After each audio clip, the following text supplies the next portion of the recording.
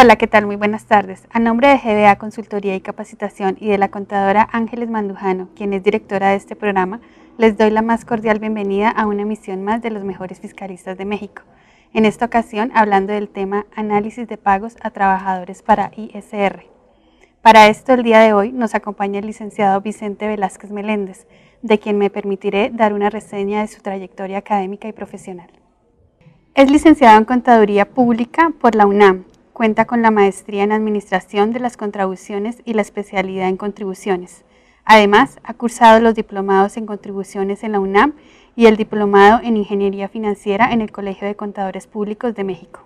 En su desarrollo profesional, es catedrático y conferencista de temas fiscales en la UNAM. Ha sido jurado en exámenes profesionales en la UNAM. Ha participado como conferencista en colegios profesionales, universidades, cámaras, asociaciones empresariales, entre otros. Es autor del libro Estudio práctico de las principales contribuciones del Código Financiero del Distrito Federal y del Estado de México, editorial Gasca, y coautor del libro Manual de la Defensa de los Contribuyentes a través del Contador Público, editorial Instituto Mexicano de Contadores Públicos. Escritor de diferentes artículos fiscales en periódicos y revistas. Además, ha sido el colaborador en la revista Consultorio Fiscal de la UNAM y en la revista PAF. También es socio activo del Colegio de Contadores Públicos de México. Cuenta con la certificación del Instituto Mexicano de Contadores Públicos. Es miembro de la Academia Fiscal de la Facultad de Contaduría de la UNAM y presidente de la Comisión Representativa de Síndicos ante el SAT desde el 2004 hasta el 2005. Dentro de sus actividades profesionales destacan las siguientes. Es socio director en Despacho Velázquez y Asociados de 2004 a la fecha.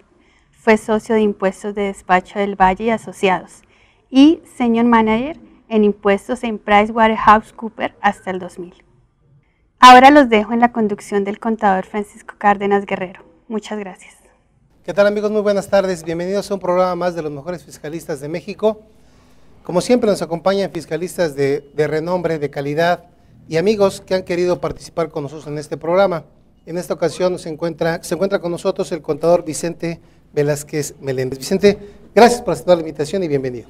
Con mucho gusto, siempre que se trate de hablar de estos temas, la verdad es que es apasionante y lo hago con mucho gusto. Gracias, Vicente. Además, yo no sabía que iba a haber público y eso me agrada más. Claro, nos acompañan los muchachos de la licenciatura, a quienes les damos la más cordial bienvenida. Qué bueno que vienen. Bienvenidos. Vamos a platicar con el contador esta tarde del tema análisis de pagos a trabajadores. Ese es el tema. Y platicábamos con Vicente en relación al tema que muchas veces pensamos que es suficiente con calcular el impuesto del trabajador o calcular el impuesto, por ejemplo, sobre nóminas, sobre el sueldo nominal, y con eso creemos que cumplimos con las obligaciones que en materia legal y fiscal nos imponen las leyes. Precisamente derivado de ello es que vamos a tomar en consideración algunos aspectos relacionados con el pago a trabajadores.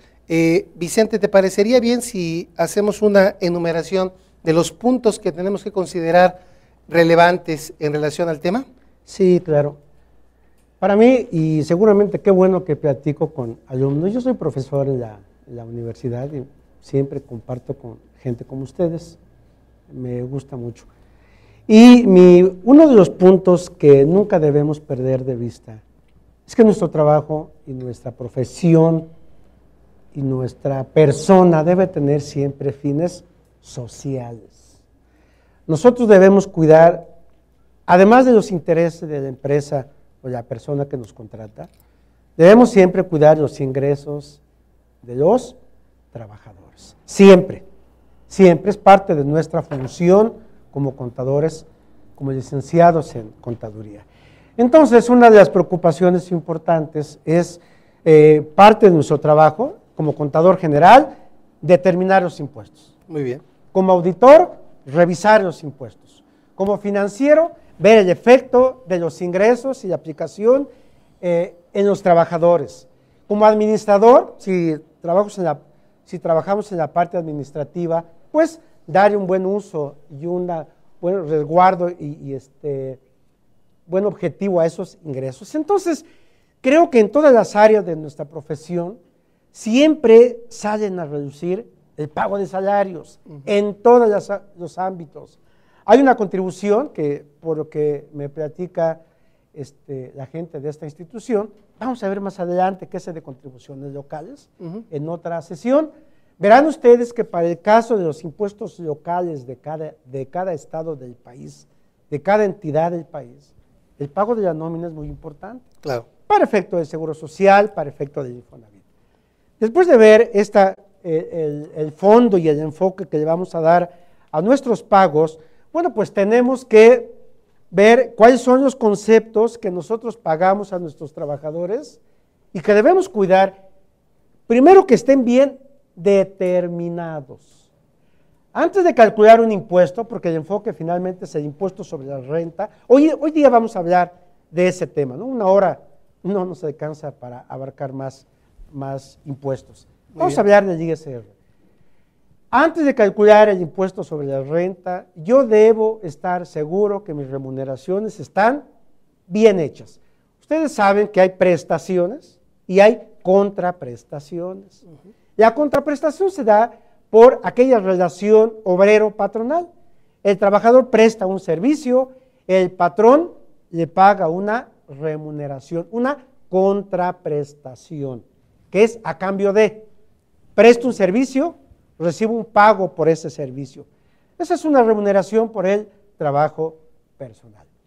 Pero también hay contraprestaciones, beneficios, pagos que el trabajador le da que el patrón le da a nuestros trabajadores simplemente por el hecho de que está consciente que los trabajadores requieren de algún pago que le dé algo de bienestar, que le ayude a su superación personal, etcétera. ¿Cuáles son esos pagos, esas prestaciones que el patrón otorga a los trabajadores? Pueden ser vales para despensa, pueden ser ayudas para transporte, ayudas para traje, ayudas para deportes, becas deportivas, becas para los trabajadores, pagos que en su totalidad se contemplan como de previsión social. ¿Cuál es el efecto? Y aquí vamos a enfocarnos en lo siguiente. No es lo mismo que a un trabajador le paguemos 10,000 pesos de nómina en un mes, de nómina así como tal, de salario, de contraprestación, porque 10,000 pesos irían directamente a la tarifa. Claro. 10,000 pesos, le aplico la tarifa del artículo 113 o la de 177, ya sea para pago provisional o para pago anual. 10,000 pesos. No es lo mismo que yo le pague 8,000 pesos de salario y le dé vales para despensa, ayudas para traje, ayudas para becas, ayudas para deportes, etcétera. Esas prestaciones que benefician al trabajador, pero ¿qué creen? Para efecto del impuesto sobre la renta, no están grabados. No están grabados. Entonces, oye, ¿cuánto vas a grabar al primer trabajador que le paga 10,000 pesos de salarios? Pues todo. ¿Cuánto le pagas al trabajador que tiene salarios menos sus prestaciones, entre otros previsión social? ¿Por qué digo entre otros? Porque no todos son previsión social. Un reembolso de gastos médicos no es previsión social. Hay conceptos que la ley del impuesto sobre la renta lo da como exento en el artículo 109, que hoy día va a ser un tema que vamos a tratar.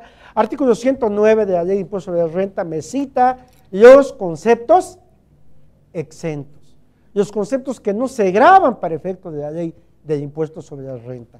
¿Cuánto grabaría en el segundo trabajador que le voy a pagar 8 de salarios y 2 de conceptos exentos?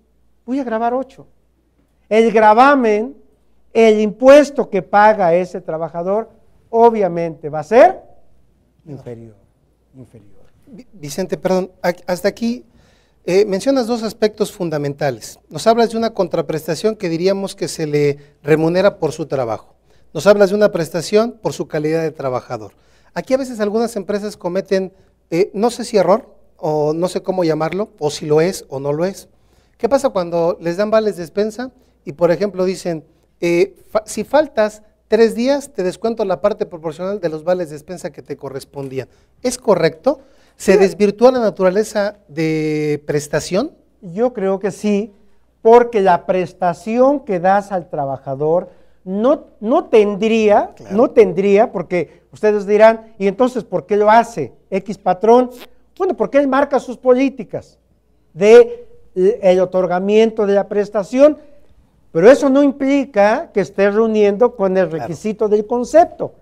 Fíjate que, y yo creo que la pregunta aclara muchas dudas, la prestación que da el patrón al trabajador no tendría que estar ligado con su relación de trabajo, tendría que ser independiente. Ahora, hay conceptos que se dan en función del trabajo, ¿como cuál? Bono de productividad, bono por asistencia, premio por X, ligado con el trabajo, por volumen, por ventas, por atención a clientes. Eso es otra cosa.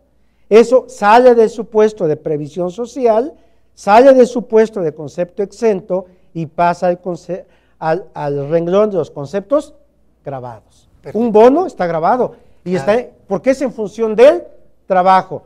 ¿Cuántas piezas, por ejemplo, hablando de mecánica industrial, cuántas piezas produce el mecánico? 10 poleas. Si produces 12, te voy a dar un premio. Claro. Está en función de. Pero oye, te voy a dar vales para despensa. ¿Cuánto me vas a dar? 100 pesos cada mes. Perfecto, eso es independiente. Si el patrón ve que los trabajadores tienen alguna variación en su conducta de trabajo, en su actitud, entonces ya tomará las medidas para modificar la política. Claro. Pero no tendría que estar llegando. Qué interesante, porque muchas veces cometemos ese error y desvirtuamos un poquito la naturaleza de lo que acabas de comentar tan interesante entre contraprestación y prestación. Y luego otra que llama mucho la atención y que se maneja mucho en la práctica, Vicente, y que también creo que sería conveniente distinguir, es la diferencia entre lo que se considera como herramientas de trabajo y lo que es la previsión social. Fíjate que, no, eso es maravilloso. Me tocó, y bueno, por esto este tema, como ustedes ven, me apasiona. Me tocó dirigir una tesis de una niña que le dio el enfoque de salarios a su tesis, pero más que salarios, era el análisis de conceptos. Y este punto es interesante. Creo que tiene varias aristas, varios enfoques de herramienta de trabajo. Primero, no tendría que ver nada con la prestación y la contraprestación. Claro. Primero. Bien. Oye, te voy a dar una computadora para que lleves a cabo la elaboración de los informes de la contabilidad y de los cálculos, bla, bla, bla. Perfecto, es una herramienta de trabajo. ¿Es para mí la computadora? No, es para que yo haga mi trabajo en la empresa. Oye, te voy a dar un celular, ese radio transmisor que se utiliza para estar en comunicación. Si somos agentes vendedores, si somos auditores, etcétera, nos dan un medio de comunicación. Oye, ¿es para mí ese medio de comunicación? No. Es una herramienta de trabajo. El escritorio, la calculadora, en algunos despachos, si ustedes trabajan en despachos, llegan al despacho, dan una bolsita con regla, plumas, lápices, marcadores, bla, bla, bla. Es mi herramienta de trabajo. No tiene que ver nada con una prestación ni contraprestación. De hecho, la ley del impuesto sobre la renta nos señala que eso no se considerará un ingreso. Correcto. Ahora, pero por otra parte, yo veo que la herramienta de trabajo sí le da algunos beneficios al trabajador. Claro. Fíjense, no obstante que no es un ingreso, le da beneficios y ustedes no me dejarán mentir. Si alguno de ustedes ya trabaja en un lugar donde le dieron una computadora, yo les pregunto, y además la computadora la pueden llevar y traer, ¿la ocupan solamente para su trabajo? ¿Verdad que no? La ocupamos para algunas cosas, personales. Obviamente vamos a pensar bien de la universidad, de mi control administrativo personal, estamos pensando bien, no hablemos de tonterías. Claro, claro. Entonces, si yo utilizo la computadora para mis tareas, para mis proyectos de la universidad, del trabajo, etcétera, estoy sacando un beneficio de esa herramienta. Claro. Oye, el celular que me lo dieron para estar en comunicación con mi jefe, con la empresa, con mi cliente, etcétera. Me puede llamar la esposa, la novia, mis padres, etcétera. No pasa nada. Ah, pues entonces estoy obteniendo un beneficio de esa herramienta de trabajo. El automóvil, que es la herramienta más importante, ¿no? Claro. Más importante dentro de nuestra relación de trabajo, que nos dan un auto, el que sea pequeño, mediano o grande. Lo podemos utilizar, oye, voy a trabajar y me llevo al chamaco y lo paso a dejar a la escuela, claro. Paso a dejar a la esposa a la oficina. ¿Qué pasa?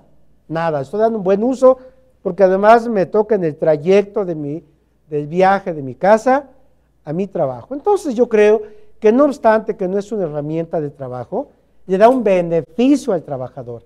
Y ahora ya finalmente con la herramienta de trabajo, ¿qué sucede cuando tienes una computadora? Que al final te la venden. El auto, al final te lo venden, te quedas con el auto. Y así con muchas herramientas que dentro de las políticas que establece la empresa, que siempre están por escrito, y ahorita hablamos del plan de previsión social que también está por escrito. Dentro de las políticas, la empresa tiene considerado que al final esa herramienta va a tener ese fin. Como ya está totalmente depreciada para la empresa, en un auto, pensemos, ya pasa de los 4 o 5 años, pues entonces el valor en libros es 0. En libros, yo le doy un valor X y se lo doy a mi empleado. Muy bien, porque fíjate que esta parte es muy importante. El tratamiento fiscal que acabas de mencionar, de todo lo que son herramientas de trabajo, es muy distinto a lo que es previsión social, pero totalmente distinto. Entonces, nada más para quitar terminar esta última partecita del primer enfoque tan interesante que nos diste, mucha gente piensa que dar la previsión social en efectivo es conveniente. ¿Tú qué opinas, Vicente? Fíjate que son puntos muy interesantes. Cuando una empresa o un patrón otorga las prestaciones en efectivo, desde mi punto de vista, ojalá que estés de acuerdo, porque no nos pusimos de acuerdo, no vayan a pensar que ya, está preparado. Que ya estamos preparados, no. Y además cada quien entre ustedes, si lo saben, puede pensar diferente y opinar diferente. Siempre y cuando sustenten su opinión y la soporten con algún fundamento, estudio, tesis, opinión de abogado, etcétera, es válido, pueden pensar diferente. Pero fíjate que en este caso, cuando el pago se hace en efectivo, desde mi punto de vista deja de ser una prestación. Correcto. Yo creo que estamos disfrazando, estamos vistiendo la prestación. Te voy a dar vales o despensa, vamos a exagerarlo. Te voy a dar despensa cada mes. ¿Cuánto? 100 pesos en efectivo, es despensa. Los mismos vales. Cuando ustedes se metan a estudiar, yo les recomiendo el estudio de Enrique Calvo Nicolau, fiscalista muy reconocido en México, hace un estudio acerca de los vales de despensa. Y Hacienda piensa igual, y las opiniones de la Corte han sido en el mismo sentido. ¿Para qué ocupamos los vales de despensa? Para comprar la botellita de alcohol y ver perder a la América. Comprar cacahuatitos, comprar comida para el gato. Así dice el estudio. Así dice el estudio. Compran alcohol, discos, botanas y otras cosas diferentes a la despensa. Dice, entonces, incluso el otorgar vales no es tan aceptado por la autoridad. Para efecto del pago en el Distrito Federal del impuesto sobre nóminas, las empresas que pagan vales a sus trabajadores lo saca de la exención y lo graba. ¿Por qué? Porque no todos le damos un buen uso. Y ya como punto final de este concepto, me han platicado la gente que la esposa lo obliga a ir al súper, me han platicado que en el súper hay gente vendiendo los vales. Oiga, ¿usted va a pagar en efectivo?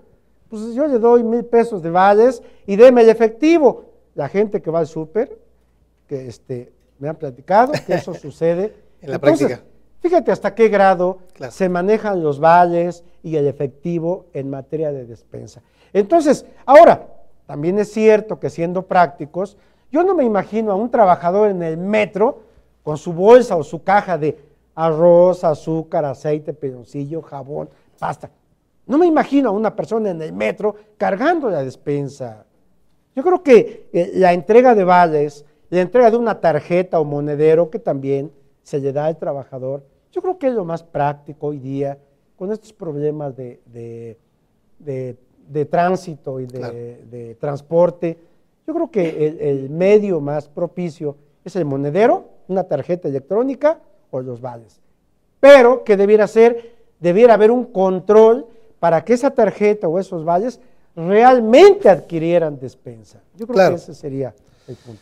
Muy bien, Vicente. Pues este primer punto creo que ya lo agotamos. ¿Algún otro punto que quieras que comentemos en relación al tema? A los el siguiente pago. Sí, claro. Para no quitarte la idea. Mira, para efecto de la ley del impuesto sobre la renta y de otras leyes, hay pagos que están exentos.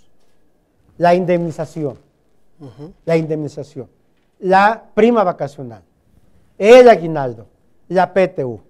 Hay muchos pagos que se hacen a los trabajadores que para efecto de la ley del ISR, de las contribuciones locales, del Seguro Social, del Infonavit, tienen un tratamiento de exención en cada ley, porque no tiene por qué ser igual, porque las leyes son distintas. Cada ley le da los importes de exención y el mecanismo de exención. Hablemos de la indemnización. Bien. Fíjate que la indemnización, que es un concepto que nos ha traído muchos problemas, ¿por qué se paga la indemnización? La indemnización no es más que un resarcimiento porque dejemos, de alguna manera, sin trabajo a nuestro trabajador. Le estoy pidiendo que se vaya de la empresa. ¿Qué debo hacer? Debo resarcir el daño que le estoy ocasionando. Para resarcir el daño le pago una indemnización. Bien. Entonces, cuando llegamos al pago de impuestos decimos, 100,000 pesos de indemnización, está exento, así de aire. Y yo digo, así debe ser. Y vuelvo a mencionar lo que cité al principio. Todos los pagos que yo haga a mis trabajadores para efectos de calcular el impuesto deben cumplir con un concepto muy importante en nuestra actividad y en nuestra legislación, que es la legislación laboral. Siempre debemos cuidar ese detalle. Y estamos hablando de la indemnización. Y entonces ustedes se van a nuestra Constitución Política de los Estados Unidos Mexicanos, artículo 123, fracción 22. Y dice que la indemnización son 3 meses de salario. Eso dice. Sí, así es. 3 meses de salario. Y entonces en estos casos, yo me pregunto, vamos a hablar de meses, porque de importes tendría que ver a cuántos años corresponde. Vamos a pensar que yo le pago 2 meses nada más a mi trabajador. Ustedes saben que hoy día se negocia. Oye, te voy a dejar sin trabajo, pero tú sabes que no hay lana en la empresa. No hay dinero. No tengo dinero ni nada que dar. Entonces, pues 3 meses no te los puedo pagar, pero ¿qué te parece que te doy 1 mes? Que para efectos prácticos equivale a 50,000 pesos, a 30,000 pesos, a 20,000 pesos. O te voy a dar 2 meses, equivale a 40,000 pesos. Y entonces, cuando llegamos y vemos el pago de indemnización, entonces yo me pregunto, ¿le debo dar el tratamiento de indemnización o le debo dar el tratamiento de pago por separación? Si yo le diera el tratamiento de indemnización, yo creo que técnicamente, debo cumplir con lo que señala una disposición, en este caso legal, no digo fiscal, porque está contenida en la Constitución Política. Ese es el pago que yo le debo hacer a mi trabajador. Ahora, se complica cuando no solamente le pago la indemnización, sino que le pago una liquidación. ¿Sí han escuchado? Voy por mi liquidación, dicen los trabajadores. Hoy voy a traer mi liquidación. ¿Y qué lleva la liquidación?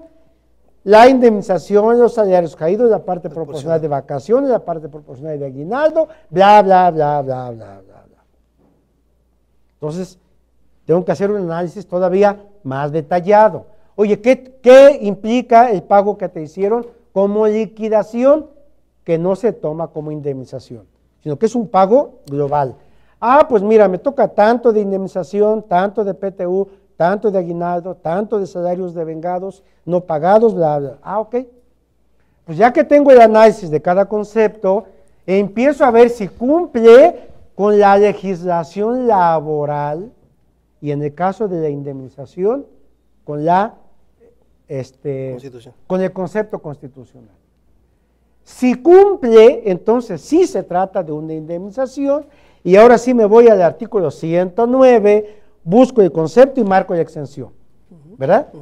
Me voy al concepto de impuestos sobre nóminas y dice indemnización exento, lo saco como exento. Y así me voy en cada una de las leyes donde contemplan conceptos laborales.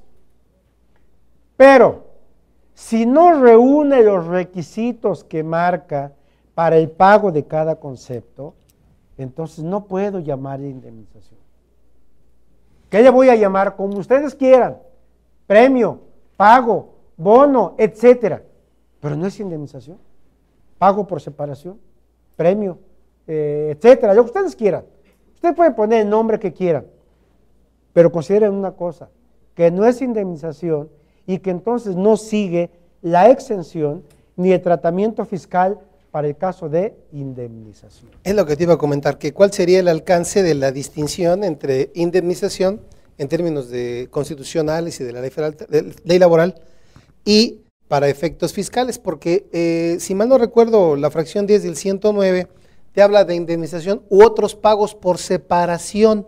U otros pagos por separación. No estaríamos, primera pregunta, ¿no estaríamos en esa parte de otros pagos por separación? Para la exención. Sí, para efecto de la ley del impuesto sobre la renta, yo caería en el artículo 109. Correcto.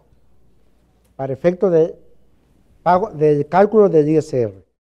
Para efectos del impuesto sobre nóminas en el Distrito Federal, ahí ya no cae, porque ahí sí es muy claro el concepto y me dice indemnización exento. Perfecto, entonces esa sería la consecuencia de y el esa cuidado diferencia que debiéramos tener con los nombres. Con los nombres y realmente con el efecto, ¿no? Realmente lo que es el concepto. Porque te digo, le podemos llamar indemnización, nosotros podemos llamarle como queramos. Sí, claro. Pues la verdad es, ¿qué significa? ¿Qué es realmente el pago? Porque también aquí viene otra cosa que se maneja mucho en la práctica, Vicente. Sí. Ya lo comentabas tú en una negociación que haces con el trabajador. Pero muchas veces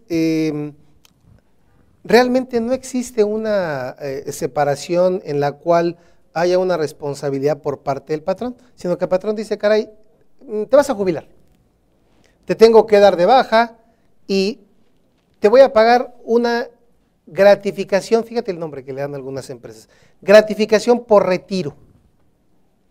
¿Qué naturaleza, has escuchado esa palabra? ¿Qué naturaleza le debemos considerar para ese concepto? Y de acuerdo a lo que estás mencionando, creo que tiene relevancia el tratamiento para efectos de impuesto sobre nóminas y para efecto de impuesto a la renta, ¿no? Sí, yo estoy pagando una gratificación por retiro, un bono por retiro, ándale, exacto, un pago por retiro, un X por retiro, ya salgo del concepto de indemnización. Otra vez. Entonces diré, como tú bien lo citas, en esta fracción 10 del 109, pues caigo en el supuesto de otros pagos por separación y entonces tengo mis 9 veces el salario mínimo exento por cada año. 90 días. 90 días, perdón, de salario mínimo por cada año en la fracción 10. Pero luego me voy a otras leyes y digo, ah, caray, aquí está. Otra cosa. Aquí está grabado. Aquí no está exento, porque aquí no me habla de pagos por separación, sino me habla exactamente del pago de indemnización. Sería lo mismo, exactamente. Sería lo mismo. O sea, el nombre que yo le ponga, si no caigo en el supuesto de indemnización, pues ya lo demás es irrelevante. Correcto. Amén, digo que no es el tema, pero nada más dejarlo asentado. Amén, de que en el caso que te platico habría que buscar la estricta indispensabilidad de haberle pagado esa gratificación por retiro o no, que ya es otro. Que ya sería. No, ya es otro tema, digo, pero amén de todo ello. Lo que el contador se refiere, para aclaración de ustedes, es que los gastos, erogaciones que tengamos en la empresa deben ser dentro de los requisitos de las deducciones, ¿verdad? Artículo 31 de la ley del ISR, deben ser estrictamente indispensables. Ustedes no pueden gastar en lo que quieran y hacerlo deducible. Oye, soy contador público y me compré una máquina de coser para el despacho. No, pues qué bueno que la compraste, ¿verdad? Está fabuloso. Nada más que no es indispensable para ti. Entonces te aviso que eso no es deducible.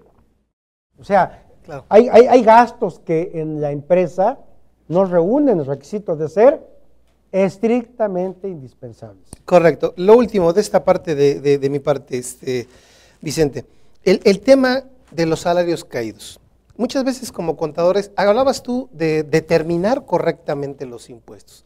Muchas veces nos encontramos con la situación de que tenemos un laudo en el cual se condena al patrón a pagar salarios caídos de 1 año, 2 años hacia atrás. Grabados todos, le aplicamos la tarifa directo. ¿Qué hacemos? No, es que mencionaste un punto muy, muy importante. Laudos. ¿Qué son los laudos?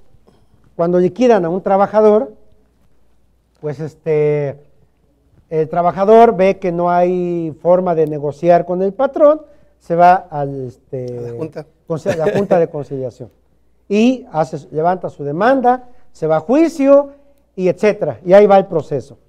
Al final no deja de haber una negociación, pero aquí ya interviene la autoridad, el trabajador y el patrón. Y bueno, pues al trabajador le tocaban 100,000 pesos de indemnización, 50,000 de salario, más bla, bla, bla, bla, bla, le tocaban 300,000 pesos, realmente. Pero después del juicio y de la negociación le dan 180. Okay. Dice, bueno, pues mira, realmente te van a tocar 180,000 pesos como un laudo final, como una decisión final. Dice el trabajador, caray, pero, oye, espérame, yo traía mi lista de conceptos como buen empleado y me tocaba tanto de cada uno que sumaban 300,000 pesos. ¿Qué pasó aquí? Bueno, pues que con la conclusión, después de la negociación, te tocan 180. Fíjate que aquí hay un problema muy complicado. Si yo pudiera desglosar de ese laudo los conceptos como ya mencionamos, salarios, PTU, primas, aguinaldos, indemnización, si yo pudiera separar, que no es posible, pero si yo pudiera separar, entonces yo le daría el tratamiento a cada uno según le corresponda. Okay. Salarios, pues grabados, aunque sean caídos. Sí, todo. Salarios lo grababa. PTU, una parte exenta. Aguinaldo, una parte exenta. Y ahí me voy, ¿no? Pero como no es posible, espero que aquí yo creo que no vas a estar de acuerdo, pero yo digo ante la duda, yo soy conservador. Ante la duda soy conservador. Te lo grabo. Y los 180,000 pesos graban impuestos. Claro. Finalmente no tienes una forma de poder decir por qué te conduciste sobre una exención cuando no tienes una evidencia documental. No tengo los que elementos. así lo prevea, ¿no? Fíjate que lo que menciona el contador es muy importante. Yo siempre debo tener un soporte documental, siempre, soporte legal, como ya mencioné hace un momento, siempre. Si yo no tengo ese soporte, no tomen decisiones arbitrarias. Oye, pues no tengo los elementos, pero mándalo como exento. O me lo imagino, ¿no? O yo pienso que a lo mejor fue esto. Sí, yo creo, yo Sí, considero exacto. que... No. Aquí, dicen nuestros profesores, debemos tener los pelos de la burra en las manos para decir que es parda. Claro. Si yo no tengo los elementos, ¿sabes qué? Eso se graba. No tengo los elementos, se graba. Está correcto. Coincido. Bien, Vicente, pues creo que con esto cerramos el segundo. ¿Tiene algún otro concepto que quieras que comentemos? Sí, cómo no. Por favor, Es que porque no te quiero quitar ahí los puntos que tienes. traigo 287 caray. puntos a comentar, entonces yo avisé en la casa que llegaba tarde. Ok. Yo no tengo problema en Excelente. esta parte. Hay un punto que se llama PTU. PTU. Bien. Que cada día es menos, ¿verdad? Las empresas cada día... Más escasa. Más escasa la PTU, pero bueno, todavía hay empresas que pagan PTU. ¿Y qué hacemos cuando llegamos a determinar la parte exenta y la parte grabada? Simplemente decimos, ¿cuánto le pagamos al trabajador? Y le quitamos los 15 días de salario mínimo y vámonos. Y espérame. ¿Qué le pagaron al trabajador? PTU. Oye, y para efecto de otras leyes, ¿está exento o grabada? Bueno, aquí exenta, aquí grabada, aquí parcialmente. Ok. Primero, yo debo determinar para efecto de algunas contribuciones pasivos a favor de trabajadores. ¿Como cuál? Cuando ustedes se metan al mundo del impuesto sobre erogaciones en el Estado de México, que está aquí muy cerquita, está aquí a unos cuantos kilómetros, me dice, determina los pasivos a favor de trabajadores. ¿Cómo determina un pasivo? Ah, bueno, pues habrá pagos que no le hicieron y que abiertamente dice, no se hicieron los pagos. Pero habrá otros que no aparezcan y que yo tengo que determinarlos y aquí entro a la PTU. ¿Qué hago para determinar mi PTU? Ustedes saben que existen hoy día dos bases, dos posibles bases, el artículo 16 y el artículo 10. ¿Por qué nace rápidamente el 16? Ustedes quizás no habían ni nacido, en 1987 aparece la base nueva y la base tradicional. Como la PTU se determinaba en función de la base tradicional, la base nueva traía conceptos de inflación. Dijeron los trabajadores, oye, vamos a tener ingresos por movimientos inflacionarios o por efectos inflacionarios. Y dijo la autoridad, ah, caray, no había pensado en eso. Pues no, el trabajador no tiene que ver nada con inflación. El trabajador tiene PTU en función de ingresos reales y concretos. Entonces, ¿qué hacemos? Vamos a crear una base para PTU. Y entonces creé el artículo en aquel tiempo, el 14. En aquellos años, cuando ustedes no eran ni siquiera proyecto de personas, bueno, están muy niños, ustedes son del 90 para acá. Entonces, o de los 90 para acá. Entonces crean el artículo 14 con una base para PTU. En aquel año empieza a haber un problema ahí jurídico. Así es. Porque dijeron, oye, ¿cuál es la base? ¿El artículo 10 o el 14? ¿Por qué el 10? Porque la Carta Magna señala que se pagará a los trabajadores PTU tomando como base el resultado. Así es, la utilidad gravable. La ¿no? utilidad gravable. ¿Cuál es la utilidad gravable? Pues el artículo 10. Ah, caray. Y entonces el 14, bueno, eso se lo sacó de la manga la autoridad por concepto de inflación.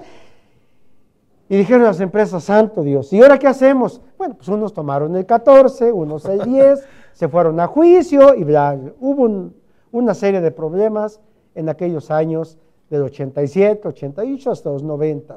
Muchos problemas. Bueno, hoy día la empresa ya tiene definido sobre qué base calcular la PTU. Y determina su base, que es un resultado fiscal. Nada más que para el caso de PTU es sobre cifras históricas.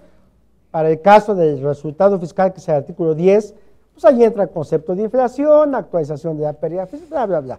Conceptos de inflación. Son diferentes las bases. Determino mi base. Ya que tengo mi base dependiendo del 16, después hubo un cambio. Renumeraron. 2002.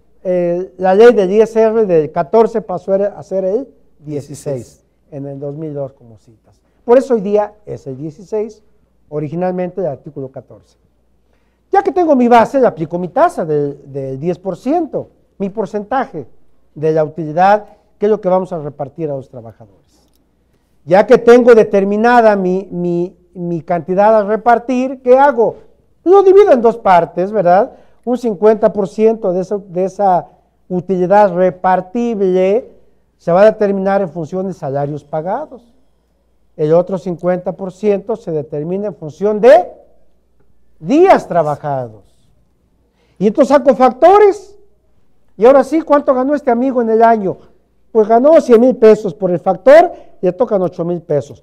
Por días trabajados le tocan 6, 8, 6, 14. Y así me voy con cada uno de mis trabajadores. Ya que determiné la cantidad que le corresponde a cada trabajador, ¿qué voy a hacer? Pues a compararlo con lo que le pagaron. Y ver si la cantidad está bien determinada. ¿Qué hacemos en las auditorías? ¿Qué hacemos en la elaboración de dictámenes? Hoy día me comentan que en un anexo 18 del CIPRED me dice que yo anote si las contribuciones locales están bien determinadas, etcétera. Hoy día hay mucha información en función de salarios que yo debo plasmar. Pues yo debo decir exactamente si está bien determinada. Y no debo guiarme porque solamente aparezca en la contabilidad 15,000 pesos a Juanito y 10,000 a Luisito. Ah, pues entonces la parte exenta, la parte grabada, aplica la ley del ISR, calcula el impuesto y págalo. Claro. Ese es mi punto que yo veo con esta parte. Yo debo hacer una prueba, claro, no todo, ¿verdad? Además, quizás ni lo haga. La empresa ya lo tiene hecho. Le pido el papel de trabajo de la empresa, me da el papel de trabajo la empresa y yo lo reviso. Hago una prueba. Si está bien determinado, pues ya está bien determinado. No voy a revisar los 50,000 trabajadores de Telmex. Claro. No lo voy a hacer. Claro. Ni los 10 trabajadores de... No, tampoco. Hago una prueba. Y en esa prueba real de un trabajador al 100% o por niveles, las empresas tienen niveles. Claro. Nivel gerencial, supervisores, encargados, ayudantes y ayudantes de primer ingreso. O sea, entonces me voy, a lo mejor uno por nivel, a lo mejor uno de en medio. Ustedes marcarán la pauta, pero hay que revisarlo. Y entonces ya platicaré con la empresa y le diré, oye, calculaste mal tus pagos a trabajadores. Les debes dinero a los trabajadores. ¿O les pagaste de más? O les pagaste de más. Oye, pues ¿qué te pasa? Digo, los trabajadores estarán felices cuando sepan que les pagas de más, hasta van a trabajar con más ganas y van a llegar más temprano, porque les estás pagando de más. Pero si les pagaste de menos, estás metido en un problema. ¿Cuál es el problema? Que mucha gente ni siquiera sabe. Váyanse al artículo 1000 de la Ley Federal de Trabajo. Creo que empieza en el 996 y termina en el 1010, pero la referencia es el 1000. De ahí 5 para abajo, 5 para arriba. Hay sanciones a las empresas si calculan mal los pagos a trabajadores. Sanciones a las empresas si no respetan el horario, las jornadas de vacaciones, el tiempo extra, etcétera. Sanciones a las empresas contempladas en la Ley Federal del Trabajo. Y aquí también habría la consecuencia que platicábamos hace un momento, Vicente, en relación a, uno, el mal cálculo, pero otro, ¿qué pasa con aquellas empresas que dicen, mira, yo sé que como trabajador te corresponde de las utilidades 10,000 pesos, pero has trabajado muy bien, no te voy a pagar 10,000 de PTU, te voy a pagar 15,000 de PTU. Excelente. ¿Sí? ¿Qué pasa ahí? Estás haciendo referencia a un principio laboral que ahí aparecen. La Ley Federal del Trabajo contiene los conceptos mínimos. Exacto. Mínimos. Tú como mínimo le debes pagar al trabajador esta cantidad, dependiendo del concepto. 6 días de vacaciones, por ejemplo, en el primer año. Es el mínimo. Pero como dices, oye, este cuate trabaja, pero de veras, hasta parece que es contador, trabaja muy bien. Oye, pues dale 8 días, 9 días, 2 semanas, se lo ganó. Trabaja, ¿cuántas veces en los despachos tenemos que trabajar día y noche? Nos pagan poquito, pero trabajamos, ¿verdad? Que nos decían que el sueldo era dividido en 2 partes, En ¿verdad? 2 partes, ¿Te acuerdas? era el salario, sí, nos decía. Salario y una parte experiencia. en salario, otra parte en conocimientos. Oye, pero me pagas muy poquito en salario, porque te pago mucho en conocimientos. Sí, así es. Bueno, pues entonces una persona de esos efectos de tiempo, pues yo le puedo dar fácil 2, 3 días, hasta más. Claro. ¿Cuántas veces terminamos en la jornada de dictámenes? Tómate 2 días, tómate un día, no vengas mañana. Claro. El jueves te vas y nos vemos el lunes. ¿Por qué? Porque tuvimos una jornada de 2, 3 meses a morir. La Ley Federal del Trabajo contempla los conceptos mínimos. Ok, muy bien. Entonces este punto sería el relativo a la PTU, Vicente. Vamos a continuar con algunos otros puntos, traes 200, pero vamos con el siguiente. Con el siguiente, mira, uno básico que no lo comenté al principio, pero adelante, que debemos revisarlo, es el del salario. Ok. El salario. ¿Cómo pueden ustedes estar seguros que el salario está bien pagado al trabajador? Oye, le pagamos 10,000 pesos al trabajador, 15, 20. Por ejemplo, un ayudante hoy día de contador, pues ¿cuánto gana? 15, 20,000 pesos mensuales. Un ayudante de primer ingreso, como ustedes, que seguramente si están trabajando ahorita, eso les pagan en su despacho, 10, 15,000 pesos. ¿Cómo puedo saber que le están pagando bien al trabajador? ¿Yo me debo guiar simplemente por la cantidad que les pagan? No. Para eso hay un contrato firmado con el trabajador y hay un expediente que tiene el trabajador. Debe de haber. Debe existir, debe haber un expediente. Y en ese expediente hay un contrato. Nosotros, cuando revisemos la parte de salarios, nos tenemos que ir al expediente. Nos tenemos que ir al expediente y ver cuánto se le debe pagar al trabajador. Si en el contrato que se firmó con el trabajador dice que debe ganar 10,000 pesos en este año, bueno, pues entonces si el contrato dice 10, su salario debe decir 10. Si por alguna causa no coincide lo que se le paga con el contrato, en nuestra carta de observaciones a la empresa, Sí. que es el documento final que hacemos en nuestra revisión, una carta de propuestas, de observaciones, de sugerencias, carta de la gerencia, le llamamos Diferentes nombres. de muchos nombres, ¿sí? Carta de la gerencia, carta de observaciones, carta de sugerencias, le diría yo, oye, no coincide lo que le pagas con su contrato, vas a tener problemas.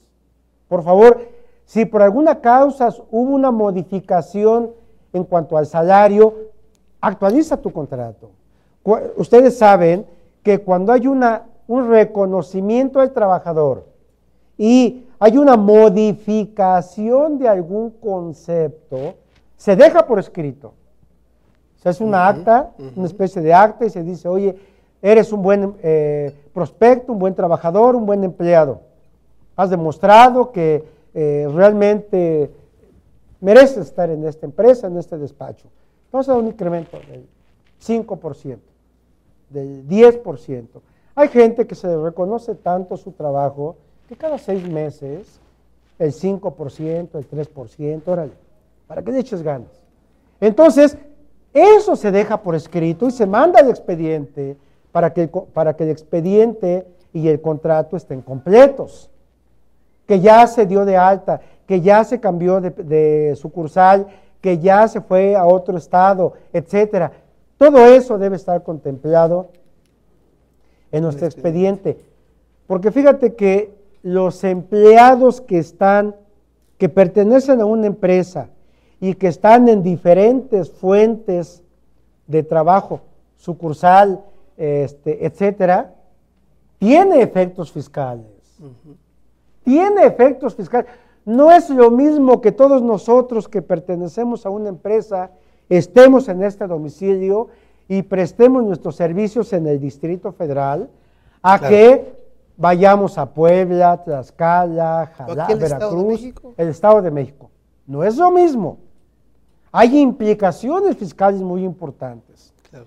Si nosotros somos y que sería el siguiente punto, somos una empresa prestadora de servicios o una empresa industrial que está aquí, la industria, la planta productiva, tiene efectos distintos para efectos fiscales y laborales.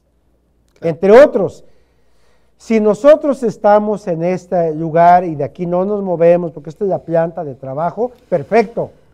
Todos los impuestos se pagan en esta entidad para efecto del Seguro Social, del Infonavit, del impuesto sobre la renta y el impuesto sobre nóminas.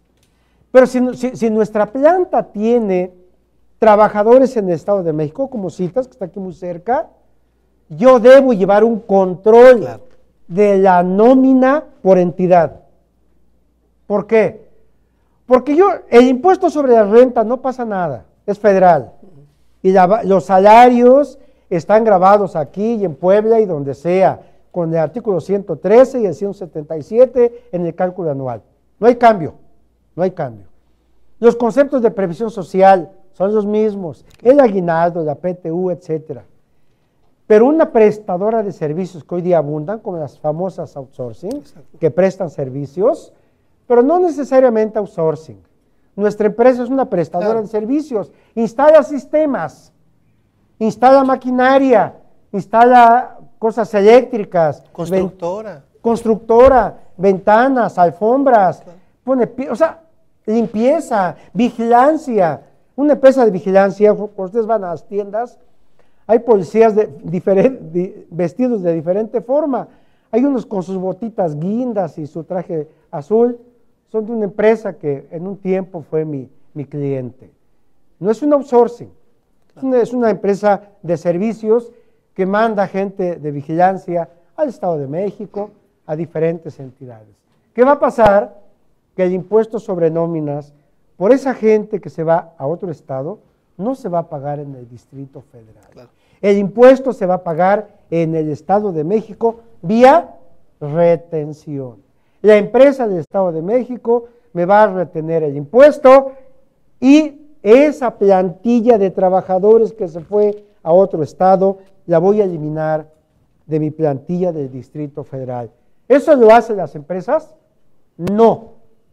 Toda la plantilla que está dada de alta aquí pagan el impuesto. Y allá no pagan nada, por dos circunstancias. Ella no sabe que tiene que pagar. Y la empresa que contrata no sabe que tiene que retener. ¿Quiénes lo van a saber? Nosotros que estamos aquí capacitándonos y aprendiendo estos temas que vamos a poder platicar con nuestros clientes, con nuestros patrones, etcétera. Oye, vamos a contratar, estás contratando a una persona, cuidado, no te metas en problemas, retén el impuesto, porque si la empresa del Estado de México no retiene el impuesto de quienes van del Distrito Federal, ellos tienen que pagar el impuesto, es a su cargo. Originalmente era a cargo de la empresa que va de aquí al Estado de México. La empresa de vigilancia mandó 10 policías, está cobrando 100,000 pesos. Los 100,000 pesos son sujetos de retención. Ah, no retuve. Ya te fregaste. Ahora tú vas a pagar el impuesto empresa del Estado de México. Entonces, eso no lo hacen las empresas. No tienen un control, tienen un desorden. Hasta parecen mexicanos, oye, tienen un desorden ahí en su contabilidad. Vicente, perdón que te interrumpa. O sea que la retención es sobre la prestación de servicio. Fíjate que el Código Financiero del Estado de México me da dos puntos, dos opciones. Bueno, uno obligatorio y uno opcional. ¿Cuál sería el obligatorio? Que yo fuera al Estado de México a prestar mis servicios, vamos a pensar que somos de limpieza, Manpower, de limpieza, una empresa la que sea, o de vigilancia. No estoy hablando de outsourcing. Estoy hablando de empresas prestadoras de servicio. Todas se tratan igual, todas las que se van a meter a otra entidad, siempre y cuando se trate de dos empresas diferentes. Todas es lo mismo. No van a pensar, es que dijo el expositor que con las outsourcing. No. Todos los que prestan servicios, sean o no. Claro. Yo voy al Estado de México, mando a 10 personas para que hagan limpieza por un año, hago un contrato con la empresa por un año para que haga servicio de limpieza. Y cada mes le facturo 60,000 pesos, cada mes. Ustedes dirán, ¿y por qué contrata gente de limpieza de fuera? ¿Por qué no contrata a sus propios empleados? Se evita muchos problemas laborales. Por eso contrata gente de fuera. Entonces ya contrató a la gente. Ya mandé a mis personas a que hagan limpieza. Llega a final de mes o los primeros 5 días y mando mi factura. Entonces, yo debo informar, ya sea en la factura o en un documento adjunto, yo tengo que informar, eso debo hacerlo. ¿Cuál es la nómina de esas 10 personas? Oye, la nómina de estas 10 personas es de 20,000 pesos mensuales. Pues ¿cuánto le pagas? 2,000 pesos cada mes. Tan poquito, pues sí, pues nomás hacen limpieza. Pago 2,000 pesos. Son 10 personas, mi nómina es de 20,000. Yo debiera decir eso para que la empresa del Estado de México me retenga sobre los 20,000 pesos. Pero contemple el Código Financiero en el artículo 56 del Código Financiero del Estado de México. Dice, pero si la empresa prestadora de servicios no quiere indicar el importe de la nómina porque le da pena, imagínate que yo le pague a mi trabajadora 2,000 pesos mensuales, pues va a decir, es un desgraciado. Ay, déjate de la pena, porque tú le cobras, a lo mejor tú le cobras 20, tú le cobras el 100 o 100,000 pesos. 100,000 pesos y tú estás pagando 20. Te va a decir, me va a decir, oye, ¿qué margen de utilidad trae este cuate? Exacto, híjole, hasta parece contador fiscalista. Entonces, como me da pena decirle que le pago 20,000 pesos a 10 trabajadores, no le digo nada y le digo, reténme el impuesto sobre el importe de la factura. ¿Cuánto estoy cobrando? 100,000 pesos, me retiene sobre 100,000 pesos. Pero la retención se tiene que hacer. Si la empresa del Estado de México no me retiene, se queda con una bronca ella. Porque cuando llegue la autoridad, dice, oye, ¿el impuesto? ¿Cuál impuesto? Pues este cuate vino aquí a prestar servicios. No, pues no se lo cobré. Ah, pues usted me lo paga. Y la autoridad llega y es dura la del Estado de México. Les comento a ustedes, no sé si escucharon la historia, uno de mis clientes estaba haciendo parte de la obra del tren suburbano que va al Estado de México y vino gente de otros estados a prestar servicio. Que llega la autoridad y que para la obra. Dice, ¿el impuesto? ¿Cuál impuesto? Pues el de erogaciones. No, pues no hay impuesto. ¿Cómo que no hay impuesto?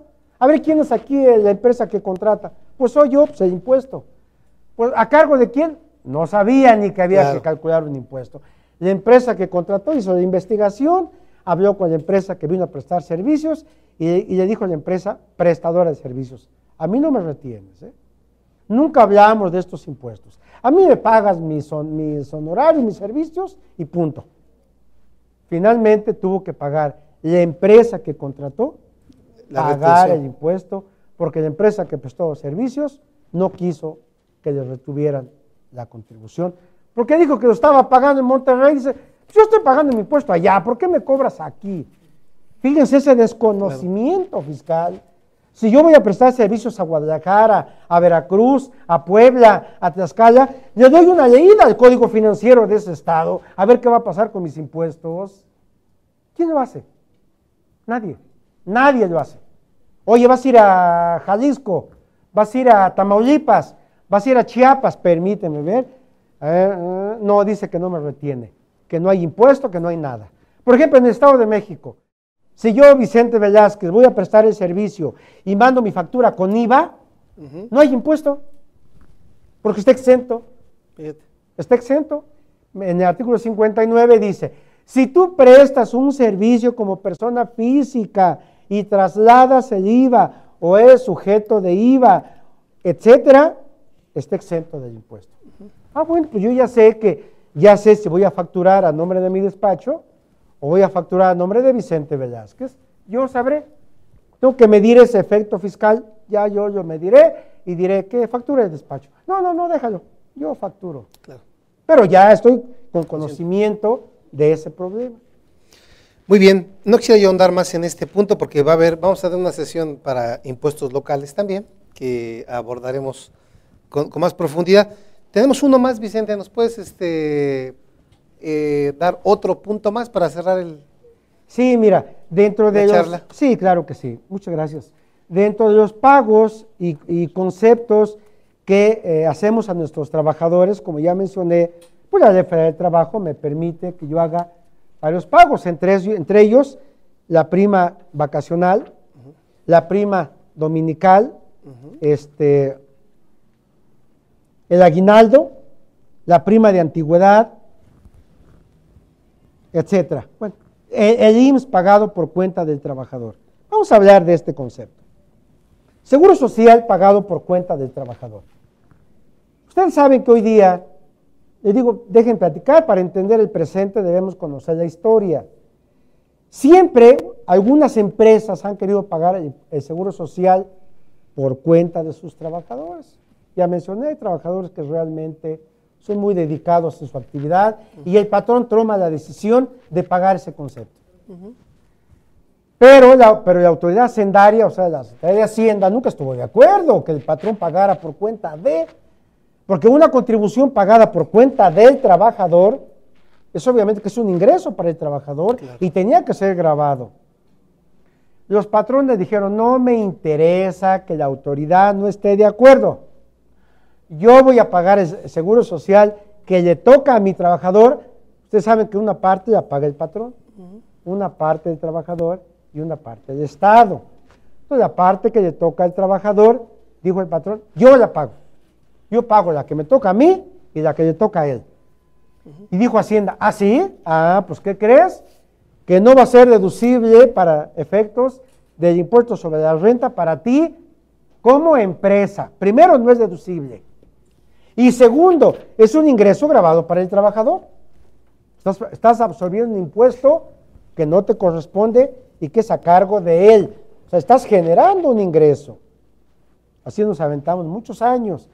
Y las empresas dijo, no me interesa, yo lo voy a pagar y además me voy a juicio. Claro. Y las empresas ganaron todos los juicios. Todas las empresas que se fueron a juicio lo ganaron. Hasta que dijo la autoridad, no, pues me doy. Ya lo acepto. ¿Cómo sucede hoy día con las esposas? El esposo llega tarde, la señora dice que no, sí llegó tarde, dice el esposo. Hasta el final la esposa acepta. Dice, bueno, llega tarde, no pasa nada. Así le pasó a la autoridad. Dijo, está bien, acepto, paga el concepto y va a ser deducible. Ya lo aceptó y ahora lo paga, puede pagar la empresa, el seguro del trabajador y el seguro de la empresa, y es un concepto exento y además no se considera ingreso para el trabajador. Y ya nos quedamos con esa idea, ¿no? De que está exento y que no es ingreso. Y yo digo, ¿para todas las contribuciones es lo mismo? Pues no, porque ese concepto que para efectos de la ley del ISR es un concepto exento, es un ingreso para el trabajador. Por lo tanto, debe considerarse como un concepto grabado para efectos de los trabajadores en otras leyes. Entonces, ¿cuál es mi recomendación? ¿Cuál es mi recomendación? Que siempre estemos al pendiente de los conceptos que pagamos a los trabajadores, y de hecho ese es el nombre de nuestro tema. Análisis de los pagos a trabajadores para efecto de la ley del ISR. No nos vayamos con la finta de que ya dice pagos a mis trabajadores, es un concepto deducible, es un concepto exento o es parcialmente exento. No es así. Yo debo analizar primero que estén bien pagados, de acuerdo con la legislación laboral. Después me voy a artículos 109, 110, 109 y 110 de la ley del ISR, porque 110 también me marca lo que no es ingreso para el trabajador en la ley del ISR, el 110. El 109 me marca los exentos, pero mi trabajo no queda ahí. Ya que analicé mis conceptos para mis trabajadores, ahora tengo que ver el efecto fiscal global, general, y termino con lo siguiente. Yo he recomendado a las empresas y a la gente que me escucha que cuando vayamos a hacer el pago a los trabajadores, hagamos una planeación. No nomás paguemos así. Oye, ¿qué te parece que te pague 5,000 pesos y ya? 10,000 pesos. No, yo digo, eso no es el caso. Hagamos una planeación, sentémonos con el contador de la empresa, saquemos nuestra ley del ISR, nuestra ley local, Seguro Social, Infonavit, y empecemos a analizar el pago a los trabajadores en cada una de las leyes.